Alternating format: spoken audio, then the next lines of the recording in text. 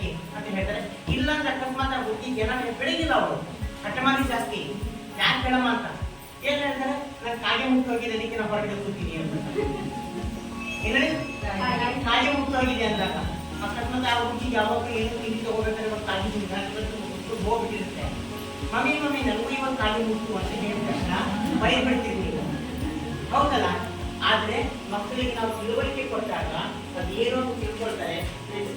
ಯಾಕಂದ್ರೆ ಆರೋಗ್ಯದ ಬಗ್ಗೆ ಅರಿವಿರ್ಬೇಕು. ಒಬ್ಬ ಹೆಣ್ಣು ಮಗಳು ಒಂದು ಮೆಚುರಿಟಿ ಬರ್ತಾಳೆ ಅಂದ್ರೆ ತಾಯಿ ಮತ್ತೆ ಮಗಳ ಸಂಬಂಧ ಹೇಗಿರುತ್ತೆ ಹೇಳಿ? ಎಸ್, ನಿಜ. ಫ್ರೆಂಡ್ ಸ್ಟೆಪ್ ಅಲ್ಲಿ ಇರಬೇಕು. ಅವಾಗ ಏನಾಗುತ್ತೆ, ಮಗಳು ಮನ ಮೆಚ್ಚಿ ಮಾತಾಡ್ತಾಳೆ ತಾಯಿ ಹತ್ರ. ಇಲ್ಲ ಅಂದ್ರೆ ಮೊದಲಿಂದಲೂ ತಾಯಿ ಸ್ವಲ್ಪ ಸಿಟ್ಟಲ್ಲಿ ಇರಲೇಬೇಕು. ಮಕ್ಕಳಿಗೆ ತಿಳಿಬೇಕು ತಿದ್ದಬೇಕು ಅಂದ್ರೆ ಹೆಣ್ಮಕ್ಳು ಎಸ್ಪೆಷಲಿ ಸ್ವಲ್ಪ ಸಿಟ್ ಮಾಡಲೇಬೇಕು. ನಾವು ಪ್ರತಿ ಟೈಮ್ ನಾವು ಸಿಟ್ ಮಾಡ್ತಾ ಇದ್ದಾಗ ಮಕ್ಕಳು ಮಾಡ್ತೇವೆ, ನಮ್ಮಮ್ಮನ ಏನಾಗ್ತದೆ ಬಡದು ಕಳಿಸ್ಬಿಡ್ತಾರೆ, ನಡಿ ಏನು ಹೇಳೋದು ಬೇಡ ಅಂತ ಹೇಳಿ ಹೇಳುವಂತ ವಿಷಯಗಳನ್ನ ಮುಂಚಿಟ್ಕೊಂಡ್ಬಿಡ್ತಾವ ಮಕ್ಕಳು, ಹೌದಲ್ಲ? ಹಾಗಾಗಿ ನಾವು ಮುಕ್ತವಾಗಿ ಹೆಣ್ಮಕ್ಳ ಜೊತೆಗೆ ಮಾತಾಡಬೇಕು. ಮಾತಾಡಿ ಅವರಿಗೆ ದುಃಖಿನ ಬಗ್ಗೆ ಅರಿವು ಮೂಡಿಸಬೇಕು. ಸ್ಕೂಲಿಗೆ ಹೋಗಿರ್ತಾರೆ ಮಕ್ಕಳು, ಸಡನ್ ಆಗಿ ಇಡಬೇಕು, ಆಗಿರುತ್ತೆ. ಸ್ಕೂಲಿಗೆ ಹೋಗಿರ್ತಾರೆ, ಬರೋ ಮುಂದೆ ಬ್ಲೀಡಿಂಗ್ ಆಗ್ಬಿಟ್ಟಿರುತ್ತೆ. ಫಸ್ಟ್ ಪೀರಿಯಡ್ ಅಂತ ಹೇಳ್ತಿದ್ದಕ್ಕೆ ಆ ಹುಡುಗಿ ಎಷ್ಟು ಹೆದರಿರ್ತಾರೆ ಅಂದ್ರೆ ನನಗೇನೋ ದೊಡ್ಡ ಕಾಲ ಬಂದ್ಬಿಟ್ಟಿದೆ, ಎಲ್ಲರಿಂದೂ ರಕ್ತ ಬರ್ತಿದೆ. ಮತ್ತೆ ಕೈ ತುಂಬಿಕೊಂಡ್ರೆ ಏನಾಯಿತು ರಕ್ತ ಬರ್ತಾ ಇತ್ತು, ಈಗ ಬೇರೆ ಎಲ್ಲಿಂದೋ ರಕ್ತ ಬರ್ತಿದೆ, ಹುಡುಗಿ ಸಾಕು ಹೋಗ್ತಾರೆ. ಅದಕ್ಕೆ ಅವರಿಗೆ ನೀವು ಎಷ್ಟು ಧೈರ್ಯ ಕೊಡಬೇಕು ಅಂದ್ರೆ ಏನು ಅಲ್ಲ ಮಾಡಿದ್ದು, ಇದು ನ್ಯಾಚುರಲ್ ಪ್ರೋಸೆಸ್, ಇದು ಎಲ್ರಿಗೂ ಆಗುತ್ತೆ, ನನಗೂ ಆಗಿದ್ದು, ಹೆಸರು ಬೇಡ ಅಂತ ಹೇಳಿ ಅವ್ರಿಗೆ ಸಮಾಧಾನ ಮಾಡಿ ನೀವು ಆರೈಕೆ ಮಾಡಿ ಅವ್ರಿಗೆ ಒಳ್ಳೊಳ್ಳೆ ಕೂತ್ಕೊಳ್ಬೇಕು. ಅನ್ನೋದು ಫಸ್ಟ್ ಪೀರಿಯಡ್ಸ್ ಅಲ್ಲಿ ಎಷ್ಟು ಜನ ಮಕ್ಕಳು ದೊಡ್ಡ ಫಂಕ್ಷನ್ ಮಾಡ್ತಾರೆ. ಈಗಿನ ಕಾಲದಲ್ಲಿ ದೊಡ್ಡ ಫಂಕ್ಷನ್ ಮಾಡಲ್ಲ. ನನ್ನ ಮಗಳು ದೊಡ್ಡವಳಾಗಿ ಊರಿಗೆ ಗೊತ್ತಾಗುತ್ತೆ, ಮಾಡೋಣ ಅಂತ ವಿಚಾರ ಮಾಡ್ತಾರೆ, ಹೌದಲ್ಲ? ಅದು ಯಾವುದು ಮಿಸ್ಕನ್ಸೆಪ್ಷನ್ಸ್ ಅಂದ್ರೆ ಮೂಢನಂಬಿಕೆ ಅಂತ ಹೇಳ್ತೀವಿ, ಟ್ಯಾಬೂಸ್, ಅವೆಲ್ಲವೂ ನಾವು ಹೊರಗಿರಬೇಕು. ಹೊರಗಿಟ್ಟರೆ ನಾವು ಏನಾದರೂ ಮಾಡೋದಕ್ಕೆ ಸಾಧ್ಯ ಆಗುತ್ತೆ. ಈಗ ನಾರ್ಮಲಿ ಎಲ್ಲರೂ ಮುಟ್ಟು ನಡೀತಾ ಇದೆ, ಹತ್ತತ್ರ ನಿಲ್ಲೋ ಸ್ಟೇಜ್ ಬಂದಿದೆ, ಹೌದಲ್ಲ? ಎಷ್ಟು ಜನಕ್ಕೆ ಇಲ್ಲಿ ಮುಟ್ಟು ಅಂದ್ರೆ ಏನು ಅಂತ ಗೊತ್ತಿದೆಯಾ? ಕೈ ಎತ್ತಿ. ಮುಟ್ಟಂದ್ರೆ ಏನು ಅಷ್ಟೇ ಗೊತ್ತು. ಮುಟ್ಟಂದ್ರೆ ಬ್ಲೀಡಿಂಗ್ ಹೋಗುತ್ತೆ, ಅದಷ್ಟೇ ಗೊತ್ತು. ಯಾಕಾಗುತ್ತೆ ಗೊತ್ತಾ?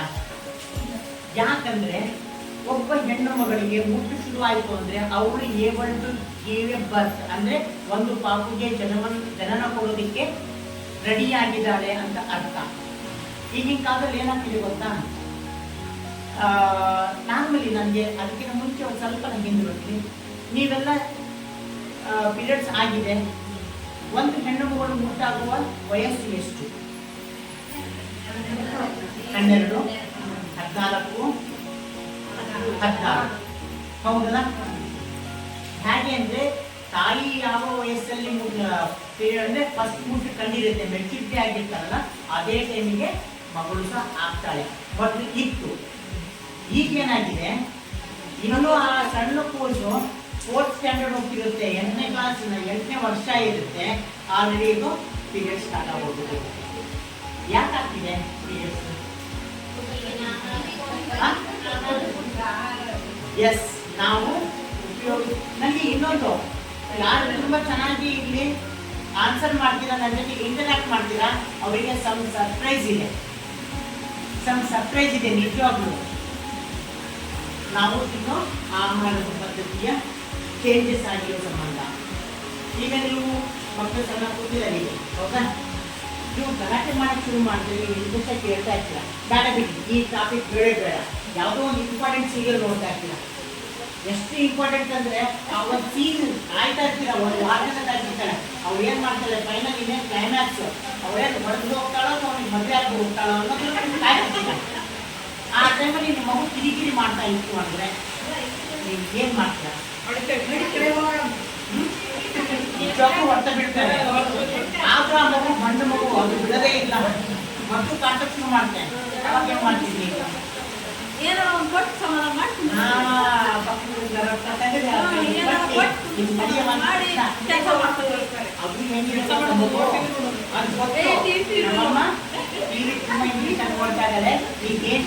ಸಿಗುತ್ತೆ ಅನ್ನೋದು ಗೊತ್ತು, ಆ ಹಠ ಮಾಡಕ್ಕೆ ಶುರು ಮಾಡ್ತಿರ್ತಾರೆ. ನೀವು ಕೊಟ್ಟು ಕಳಿಸ್ತೀರಿ, ಅದು ತಗೊಂಡು ಎಲ್ಲಿಗೆ ಹೋಗುತ್ತೆ?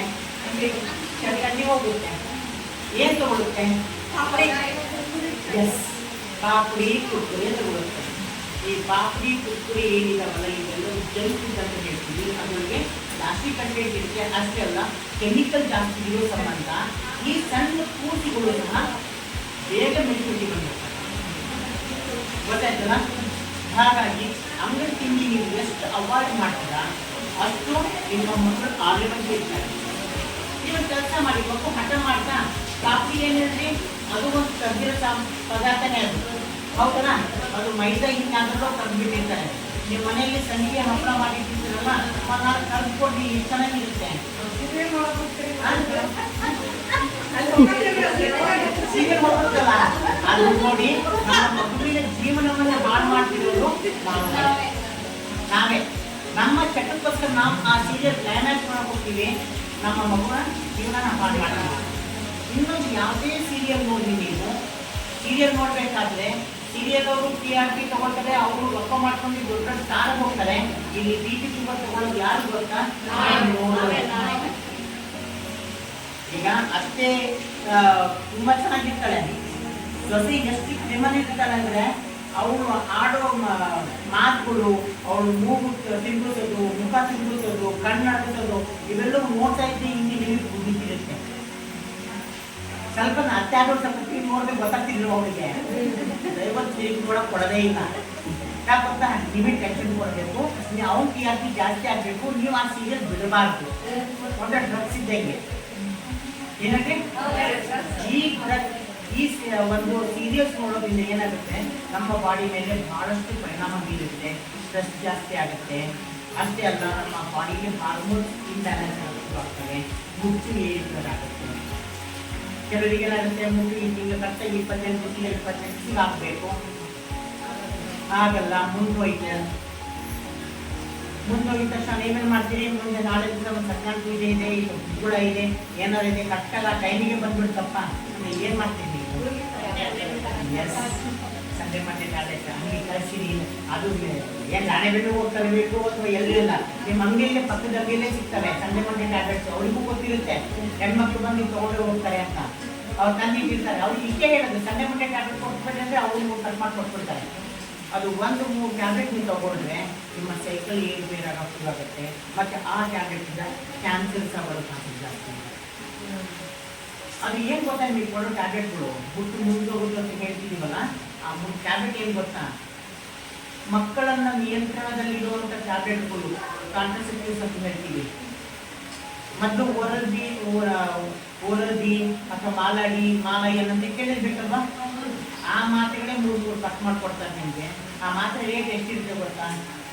ಒಂದು ಎಲೆಗೆ ಗೌರ್ಮೆಂಟಲ್ಲಿ ಫ್ರೀ ಕೊಡ್ತಾರೆ. ಮೆಡಿಕಲ್ ಸ್ಟೋರಲ್ಲಿ ಹೋದರೆ 15 ರೂಪಾಯಿ ಒಂದು ಎಲೆ, ಅಂದರೆ 21 ಗುಳಿಗೆ ಇರ್ತವೆ. ನೀವು ಹಂಗೆ ತೊಗೊಳಕ್ಕೆ ಹೋದರೆ ಒಳ್ಳೆ ಮಾಡ್ತಾನೆ, 2 ರೂಪಾಯಿ ಒಂದು ಗುಳಿಗೆ ಅಂತ ಬಿಟ್ಟು ಕಟ್ ಮಾಡಿ 6 ರೂಪಾಯಿ ನಿಮಗೆ ಇಸ್ಕೊಡ್ತಾನೆ. ಅವನು ಒಂದು ಗುಳಿಗೆಗೆ 5-6 ರೂಪಾಯಿ ಲಾಭ ತಗೊಳ್ತಾನೆ. ನಿಮ್ಮ ಆರೋಗ್ಯ ಹಾಳಾಗುತ್ತೆ, ಗೊತ್ತಾಯ್ತಲ್ಲ? ಇನ್ನೊಂದು, ಈಗ ನಾವು ಮೇಜರ್ ಟಾಪಿಕ್ ಬರೋಣ.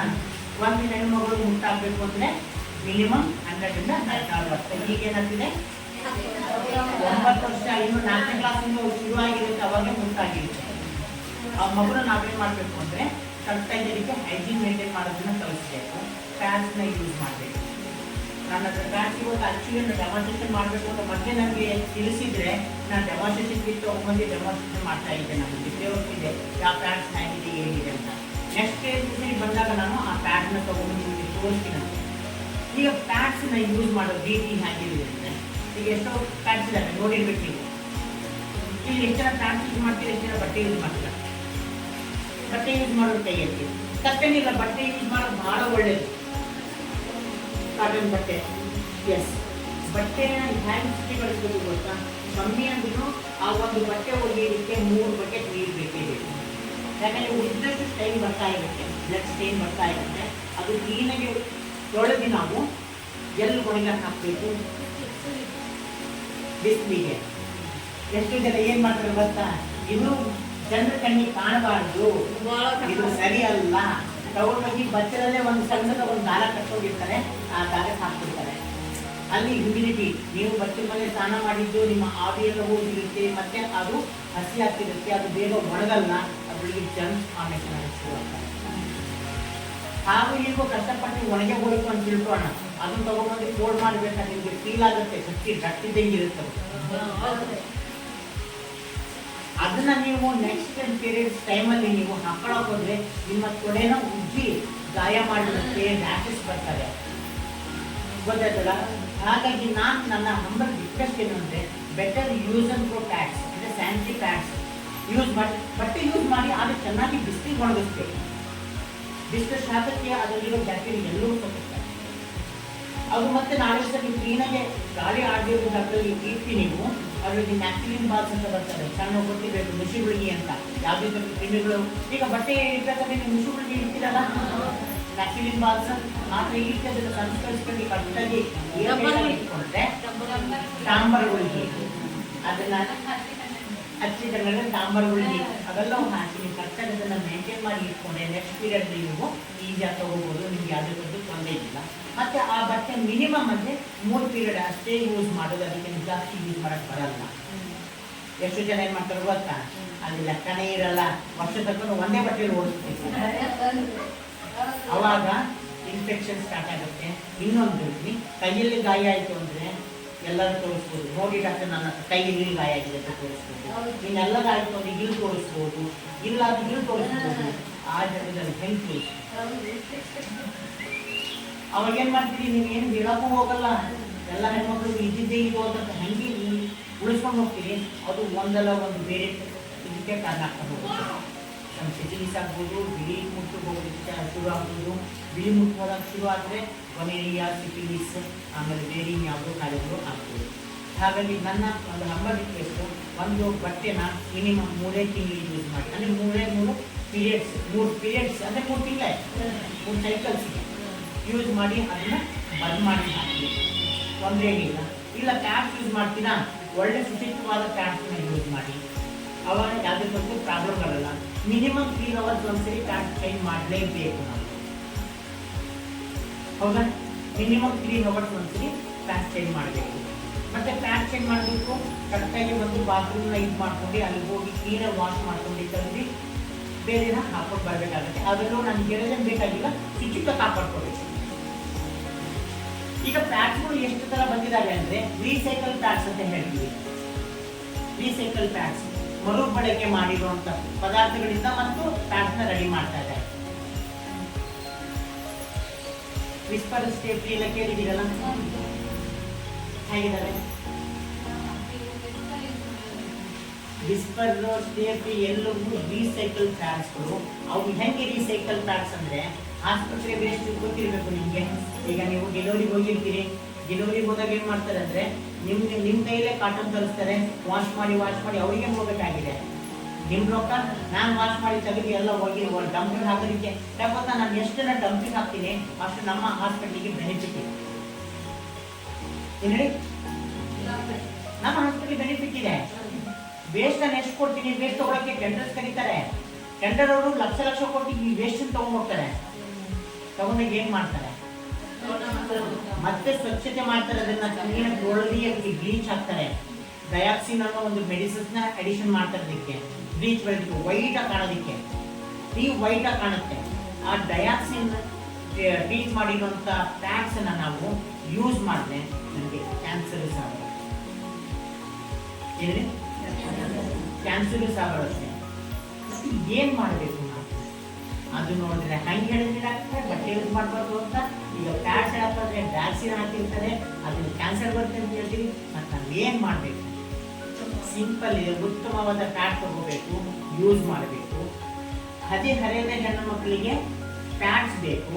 ಸ್ವಲ್ಪ ವಯಸ್ಸಾದವರಿಗೆ ಮ್ಯಾರೇಜ್ ಆದಮೇಲೆ, ಒಂದು ಇಶ್ಯೂ ಆದಮೇಲೆ, ಮ್ಯಾರೇಜ್ ಆದಮೇಲೆ ಮೆನ್ಸ್ಟ್ರುಯಲ್ ಕಪ್ ಅಂತ ಸಿಗ್ತಾರೆ. ಮೆನ್ಸ್ಟ್ರುಯಲ್ ಕಪ್, ಮುಟ್ಟಿನ ಕಪ್ಪುಗಳು ಅಂತ ಹೇಳ್ತೀವಿ ಅದಕ್ಕೆ. ಆ ಮುಟ್ಟಿನ ಕಪ್ಪುಗಳು ನಾವು ಒಳಗೆ ಇನ್ಸರ್ಟ್ ಮಾಡಿದ್ರೆ ಅದರ ಕೆಪಾಸಿಟಿ 15 ರಿಂದ 20 ml ಕೆಪಾಸಿಟಿ ಇರುತ್ತೆ. ಅದು ತುಂಬಿದ ಮೇಲೆ ಅದೇನು ಚೆಲ್ಲಲ್ಲ, ಅದು ಬರಲ್ಲ. ನೀವಾಗ ನೀವು ಬಾತ್ರೂಮ್ಗೆ ಹೋಗ್ಬಿಟ್ಟು ಅದನ್ನ ತೆಗೀತಿ ಚೆಲ್ಲಿ ಮತ್ತೆ ಬೇರೆ ಇನ್ನೊಂದು ಕಪ್ಪನ್ನ ರೆಡಿ ಮಾಡಿ ಸ್ಟೈಲ್ ಮಾಡಿ ಇಟ್ಕೊಂಡು ಅದು ಇನ್ಸರ್ಟ್ ಮಾಡ್ಕೊಂಡು ಬರ್ಬೋದು. ಇದು ಸ್ಟೈಲ್ ಮಾಡ್ಬೋದು. ಇದು ಕುದಿಸ್ಬೇಕು ನೀರಲ್ಲಿ, ಅದೊಂದು ರೀತಿ ಇರುತ್ತೆ. ಅದ್ರ ಬಗ್ಗೆ ನಾನು ನೆಕ್ಸ್ಟ್ ಡೆಮಾನ್ಸ್ಟ್ರೇಷನ್ ವಿತ್ ನಿಮಗೆ ತೋರಿಸೋದೆಲ್ಲ ನಾನು ಹೇಳ್ತೀನಿ.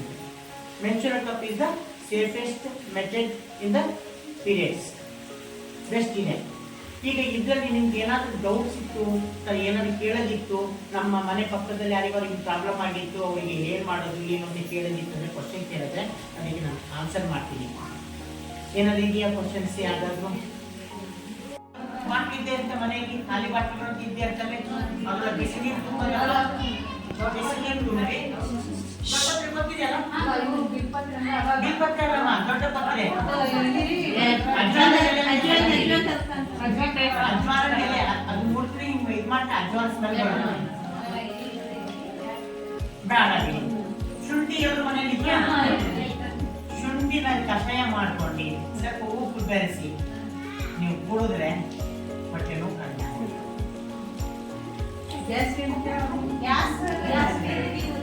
ಎದೆ ಉರಿ, ಗ್ಯಾಸ್ ವಾಂತಿ ಆಗತಕ್ಕ ಸಮಾಧಾನ ಆಗಲ್ಲ. ಮತ್ತೆ ನಿಮಗೆ ಮುಂಚೆ ನಾನೇ ಹೇಳಿದೆ ಅವಾಗ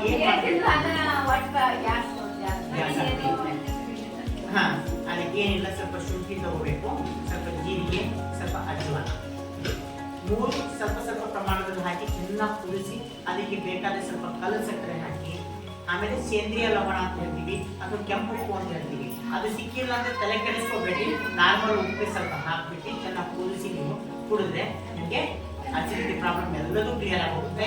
ಮತ್ತೆ ಬೆಳಗ್ಗೆ ಎದ್ದಾಗ ಒಂದು 5 ನಿಮಿಷ ಈ ಮುದ್ರೆ, ಇದಕ್ಕೆ ಸಮಾನ ಮುದ್ರೆ ಅಂತ ಹೇಳ್ತೀವಿ.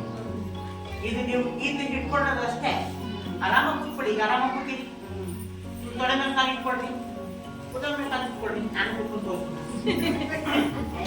ಇಷ್ಟೇ ಸುಮ್ಮನೆ ತೊಡೆ ಮೇಲೆ ಕಾಲು ಇಟ್ಕೊಳ್ಳಿ.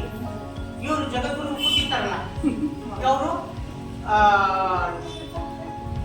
ವಾಯು ಮತ್ತೆ ಅಗ್ನಿ ಎರಡನ್ನ ಕಂಟ್ರೋಲ್ ಇಟ್ಕೊಂಡು ಕೂತಿರ್ತಾರೆ, ಗೊತ್ತಾಯ್ತಲ್ಲ, ಅಪಾನ ಮುದ್ರ ಅಂತ ಹೇಳ್ತೀವಿ. ಈಗ ನೀವು ಸಮಾನ ಮುದ್ರ ತಗೋಬೇಕು.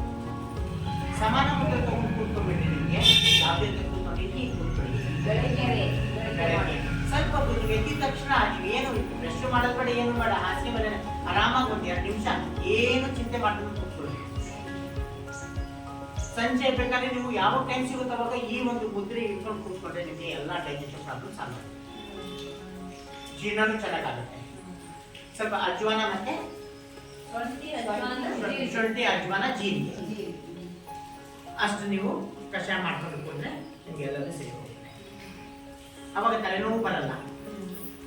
ಮತ್ತೆ ಹೊಟ್ಟೆ ನೋವಿಗೆ ಹೇಳಿದೆ, ಬಿಸಿನೀರಿಗೆ ನೀರು ಹಾಕೋದು. ಅವಾಗ ಏನಾದ್ರೆ ಸಣ್ಣ ಮಕ್ಕಳು ನಿಮ್ ಕೈ ಸಿಗ್ಬೇಕು, ಹೌದಲ್ಲ, ಅದು ಅತಿಯಾದ್ರೂ ಆಗ್ಬಾರ್ದು. ನೀವು ಒಂದ್ಸರಿ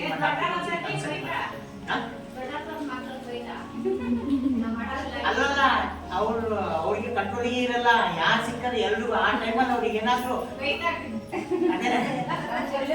ಒಂದು ಬಾಟಲ್ ತಗೊಳ್ರಿ, ಬಿಸ್ಕಟಿ ಬಾಟಲ್ ತಗೊಳ್ರಿ 2 ಲೀಟರ್ದು, ಅದಕ್ಕೆ ಬಿಸಿ ನೀರು ಹಾಕ್ರಿ, ಬಟ್ಟೆ ಮೇಲೆ ಇಟ್ಕೊಂಡು ಒಂದು ಬಟ್ಟೆ ಇಟ್ಟಿ ಅದ್ರ ಮೇಲೆ ನಿಮ್ಮ ಬಾಟಲ್ನ ಮೂವ್ ಮಾಡಿ, ಮತ್ತೆ ಬೆನ್ನಿಗೆ ಇಟ್ಟು ಸುಮ್ಮನೆ ನೀವು ಲಟ್ಟಿಸ್ತಿರಲ್ಲ ಚಪಾತಿ, ಅದ್ರ ಬಟ್ಟೆ ಇಟ್ಟರೆ ಬಿಡ್ರಿ, ಮತ್ತೆ ಡೈರೆಕ್ಟ್ ಬಿಸಿ ನೀರು ಬಾಟಲ್ನ ಡೈರೆಕ್ಟ್ ಇಟ್ಬಿಟ್ರೆ ಚುರುಕಂದ್ಬಿಡುತ್ತೆ, ಗೊತ್ತಾಯ್ತಲ್ಲ. ಹಾ, ಕಾಯಿಸಿದ ನೀರು ಬಾಟ್ಲಿಗೆ ಹಾಕಿ, ಮೈ ಮೇಲೆ ಬಟ್ಟೆ ಇರಲಿ, ಬಟ್ಟೆ ಮೇಲೆ ನಿಧಾನಕ್ಕೆ ಮೇಲೆ ಕೆಲಸ ಮಾಡ್ತಿದ್ದೆ, ಏನಾಗುತ್ತೆ ಹೊಟ್ಟೆ ನೋವು ಬರಲ್ಲ. ಹಾಟ್ ವಾಟರ್ ಬ್ಯಾಗ್ ಸಿಗುತ್ತೆ, ಹಾಟ್ ವಾಟರ್ ಬ್ಯಾಗ್ ಅಂತ. ಹಾಟ್ ವಾಟರ್ ಬ್ಯಾಗ್ ಒಳಗೆ ಬಿಸಿ ನೀರು ಹಾಕೋದಕ್ಕೂ ಆ ಬ್ಯಾಗ್ನ ಹೊಟ್ಟೆ ಮೇಲೆ ಇಟ್ಕೊಂಡ್ರೆ ಸಾಕು. ಈಗ ಇಲ್ಲಿ ಹಳ್ಳಿಯಲ್ಲಿ ಯಾರು ಅಂತ ಇವಾಗ ತಗೊಳಕ ಆಗಲ್ಲ. ಹಾಟ್ ವಾಟರ್ ಬ್ಯಾಗ್ ತಗೋಬೇಕು ಅಂದ್ರೆ 350, 400, 500 ರೂಪಾಯಿ. ಅದಕ್ಕಿಂತ ಸಿಂಪಲ್ ಆಗಿ ಸಿಗೋದು 2 ಲೀಟರ್ ಬಾಟಲ್ ಸಿಗುತ್ತೆ, ಹೌದಲ್ಲ. ಅದಕ್ಕಿಂತ ಇನ್ನೂ ನಿಮಗೆ ಗ್ಲಾಸ್ ಬಾಟಲ್ ಸಿಕ್ಕಿದ್ವು ಅಂದ್ರೆ ಇನ್ನೂ ಒಳ್ಳೇದು. ಗ್ಲಾಸ್ ಸಿಗ್ತಾವಲ್ಲ ಅವು ಸಿಕ್ಕಿದ್ರೆ ಇನ್ನೂ ಒಳ್ಳೇದು. ಇಲ್ಲ ಈಗ ಆ ಬಾಟಲ್